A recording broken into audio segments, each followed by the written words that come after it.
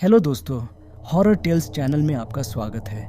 जंगल हमेशा मेरे लिए एक खास रहस्य रखता था। एक बच्चे के रूप में मैं अक्सर इसकी गहराई में घूमता था, पेड़ों के बीच छिपी दुनिया और खोई हुई सभ्यताओं की कल्पना करता था। लेकिन जैसे जैसे मैं बड़ी होती गई, आश्चर्य की उस भावना ने एक और अधिक मौलिक भय का रूप ले लिया। एक ऐसा भय जो सबसे भयावह तरीके से मुझे परेशान करने के लिए वापस आएगा।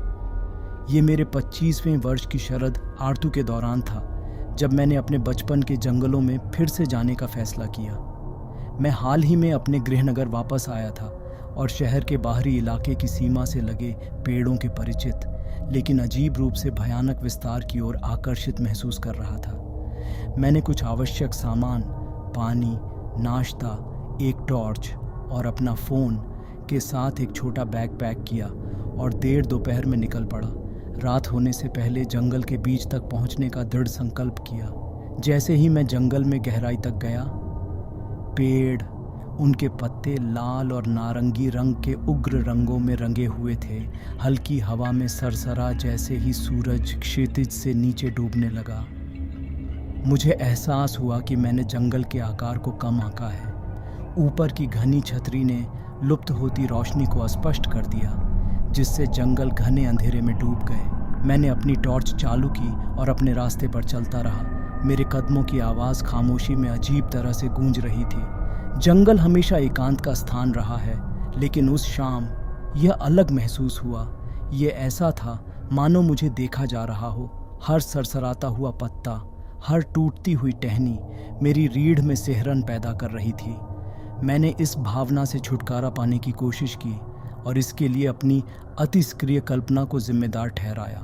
ऐसा महसूस हुआ कि घंटों भटकने के बाद मैं चांदनी में नहाए हुए एक साफ स्थान पर पहुंचा। समाशोधन के केंद्र में एक जीर्ण शीर्ण केबिन खड़ा था। इसकी लकड़ियां वर्षों की उपेक्षा के कारण खराब हो गई थी। इस दृश्य ने मेरी रीढ़ को झकझोर कर रख दिया, क्योंकि जंगल में मेरे अनगिनत बचपन के रोमांचों के बावजूद मैंने यह केबिन पहले कभी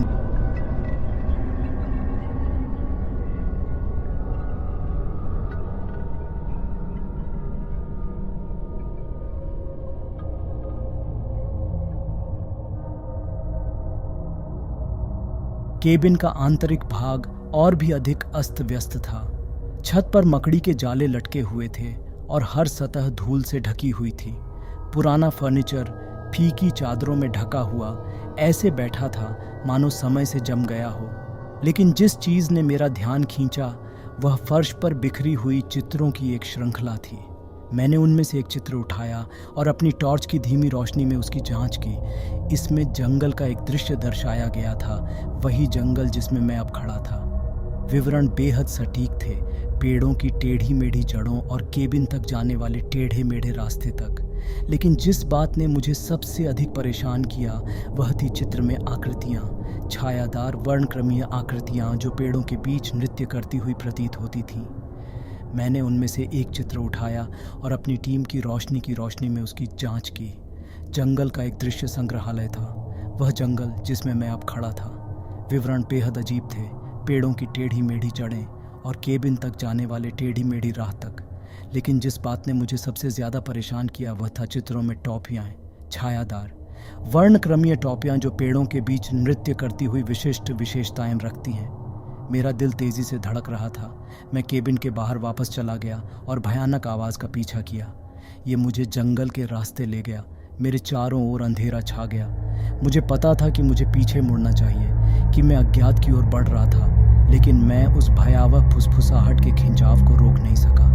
मैं एक छोटे से साफ़ी स्थान पर आया और वहाँ चंद्रमा की पीली चमक में नहाया हुआ एक वर्णक्रमीय आकृति खड़ी थी। वह एक औरत थी। उसके बाल रेशमी धागों की तरह लहरा रहे थे। उसकी आंखों में अंधेरा खाली था। उसने इशारे से मुझे बुलाया। उसकी आवाज़ एक मनमोहक धुन थी जो मेरे चारों ओर से आती हुई प्रतीत हो रही थी। करीब आओ, वह फुसफुसाई। उसकी आवाज़ मोहक और दुहक से भरी दोनों थी। जंगल के नृत्य में हमारे साथ शामिल हो। मैंने उसकी ओर एक कदम बढ़ाया, उसकी पुकार का विरोध करने में असमर्थ रहा। तभी मैंने उन्हें देखा, अन्य आत्माएं, उनमें से दर्जनों, पेड़ों से निकल रही थीं। वे एक अलौकिक अनुग्रह के साथ आगे बढ़ रहे थे। उनके पैर बमुश्किल ज़मीन को छू रहे थे। उनके भूतिया रूप चांदनी में झिलमिला रहे थे। नृत्य सम्मोहक, मंत्रमुग्ध कर देने वाला था और मैंने खुद को उनके बीच खिंचा हुआ पाया।